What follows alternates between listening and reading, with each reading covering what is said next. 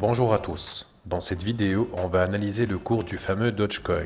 Un meme coin qui, au départ, n'avait aucune valeur ajoutée, a connu le succès grâce à un marketing astucieux. Au cours de l'année écoulée, plus d'une centaine de nouvelles crypto-monnaies ont été créées, mais peu d'entre elles se sont instantanément taillées une place de choix comme le Dogecoin.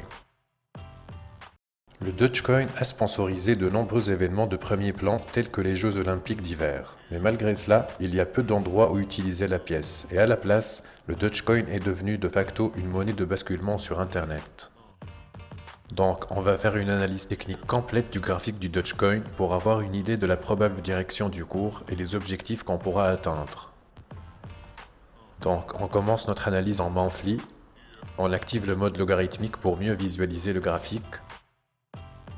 Ici, depuis ce bottom de 2015, on a eu notre première impulsion en vague 1. Ensuite, la correction en vague 2.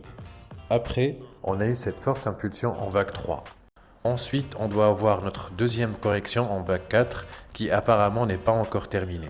Et c'est exactement ce qu'on doit savoir à travers cette analyse. Ensuite viendra la vague 5 qui terminera cette grande structure. Maintenant, on va passer en weekly pour mieux détecter et tracer les vagues.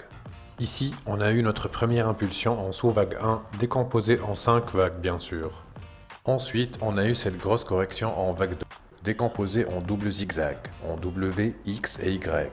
Donc, on a eu le premier zigzag en vague W, le rebond en vague X et le deuxième zigzag en vague Y. Ensuite, on a eu cette grosse accélération du cours du Dogecoin avec une impulsion en sous-vague 3.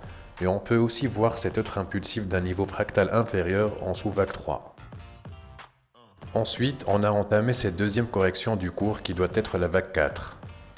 Donc ici, on a eu cette impulsif baissière en 5 vagues, ensuite ce zigzag en rebond.